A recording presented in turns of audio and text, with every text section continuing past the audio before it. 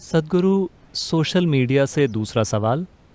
आर्यन सेन ये पूछ रहे हैं कि शारीरिक, मानसिक और आध्यात्मिक कल्याण के लिए पुरुष का सीमन कितना महत्वपूर्ण है? क्या अपने सीमन को बर्बाद करना हमें आध्यात्मिक रूप से नुकसान पहुंचा सकता है? देखिए, आप जानते हैं कि आपकी शारीरिक मौजूदगी का आधार सीमन या वीर्य है। आप चाहे पुरुष हो या महिला, आपके शरीर को बनाने के लिए जिम्मेदार सामग्रियों का 50% ये है ना?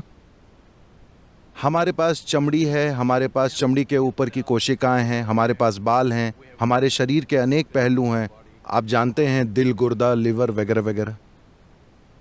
अपने आप में इन सारी कोशिकाओं की कुछ न कुछ क्षमताएं हैं, लेकिन सीमन की क्षमता का स्तर जबरदस्त है। ये एक पूरा नया जीवन बना सकता है। आज आप त्वचा की एक ऊपरी कोशिका को लेकर प्रयोगशाला में बहुत कुछ कर सकते हैं और शायद हम आपका क्लोन भी बना दें। तो क्षमता यहाँ भी है, लेकिन इसका स्तर उन कोशिकाओं के स्तर जैसा नहीं है जिन्हें आप सीमन या वीर्य कह रहे हैं। So in the yogic culture, this is called as virya. तो योग संस्कृति में हम इसे वीर्य कहते हैं। वीर्य को हम वज्र भी कहते हैं, जिसका अर्थ है स्थिरता या हीरा, जो सबसे कठोर चीज है। तो मानव शरीर में वीर्य को वज्र की तरह समझा जाता है, जिसका अर्थ है कि अगर आप इसका उपयोग करना जानते हो तो यह सबसे शक्तिशाली चीजों में से एक है। तो इसका उपयोग करने का मतलब यह है कि आप इसका उपयोग बच्चे पैदा करने के लिए कर सकते हैं। ये एक तरीका है। खैर, ये सवाल इसलिए आया क्योंकि आप इसका उपयोग हॉस्टल की चादर को बर्बाद करने में कर रहे हैं। ठीक है? अगर आप इसका इस तरह से उपयोग कर रहे हैं तो आप मजबूर हैं, आप जो कर रहे हैं वो कर रहे हैं।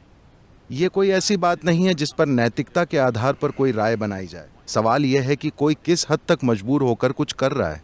लेकिन क्या इस शरीर की किसी भी चीज को एक दूसरे स्तर पर काम करने के लिए रूपांतरित किया जा सकता है? बिल्कुल।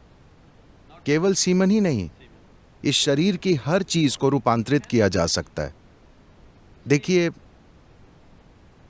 मान लीजिए अगर मैं आप सभी को सूप बनाने की सामग्री दूं, आप सभी को एक जैसी सामग्री दूं, तो क्या आपको विश्वास है कि आप सभी लोग एक जैसा सूप बनाएंगे? नहीं, आप 500 प्रकार के सूप बनाएंगे। हालांकि सामग्री एक ही है। यही हम सबके साथ इस समय हो रहा है। हम सभी बुनियादी रूप से एक ही सामग्री से बने हैं, लेकिन देखिए कि हम एक दूसरे से कितने अलग हैं, क्योंकि सूप अलग है। तो अगर मैं आपको सूप बनाने की सामग्री दूं, तो आप या तो अच्छा सूप बनाएंगे या बेकार सूप बनाएंगे।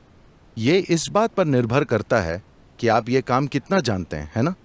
तो ठीक ऐसा ही हर चीज के साथ होता है, केवल सीमेन के साथ ही नहीं। अपने मन और शरीर के हर आयाम को आप किसी जबरदस्त चीज में रूपांतरित कर सकते हैं, या आप इसे साधारण बना सकते हैं, या आप इसे एक गंभीर समस्या में बदल सकते हैं।